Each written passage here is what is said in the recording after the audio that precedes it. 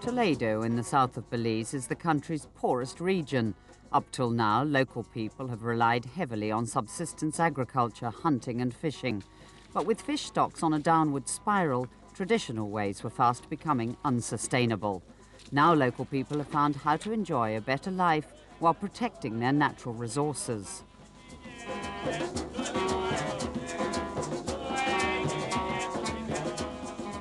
We have the agricultural activities, and then we have like gravel mining, and that in itself causes erosion, and we have like a lot of sand floating down the river that goes out to the reef. There's a huge loss of the vegetation on the river's edge. It will make it harder for the fish to survive in those areas, you know, the oxygen level going down. Fish stocks had been declining for years, but it was the near disappearance of the manatee that finally galvanized the community into action. If they continued to kill them at the rate they were killing them, sometimes 5 in a week, within 4 or 5 years there would be no manatees in southern Belize. That population would have become extinct. You know, we as community folks realized that we can do something as a community. The Toledo Institute for Development and the Environment, or TIDE, is a local organization based in Punta Gordo. It's created protected areas in the forests of Toledo and a huge marine reserve in the Gulf of Honduras. Like the other features coming up, it's been honored with a new UN prize, the Equator Initiative to celebrate the achievements of communities in safeguarding biodiversity. Okay, this is the Fort Honduras Marine Reserve Ranger Station. This little island was actually donated to us by a fisherman.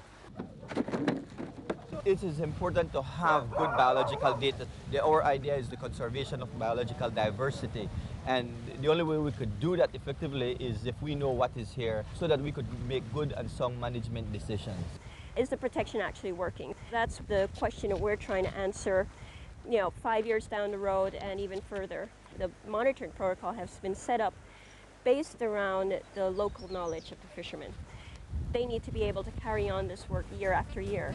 Dennis Carbett is head ranger of the Marine Reserve.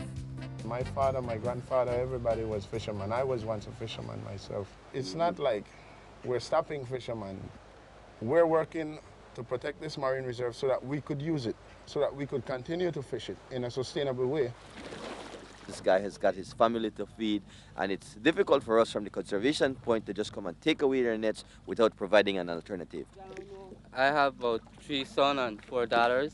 I gotta come and work and find the food for them, TIDE discovered that guiding foreign fly fishermen could be a new and lucrative source of income. This is some of the best permit fishing in the world. You get a permit on the line and they'll run the length of a football field. So it's just really exciting to fly fish for a permit. It's the ultimate. TIDE trains fishermen to be guides for overseas visitors happy to pay handsomely for a shot at their fishing dream. Those very same people that was making $100, $50 a week from net fishing, or $100 a week from net fishing, today is making $200 to $300 US per day from fly fishing. TIDE has joined forces with El Pescador Fishing Lodge, who promote the fishing and offer high-end accommodation for visitors, though it doesn't own the guides' boats. We have guides that are not employees here. We have guides that are partners. They own their own boats. They're upgrading their own boats. They're upgrading their training. Do we want to be part of the community? Yes. Do we want to be here a long time? Yes.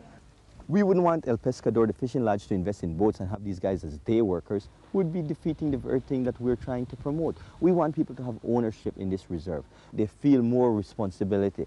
They're in their own business, more sense of ownership. So then there's more an urge to protect the things that's making them the money.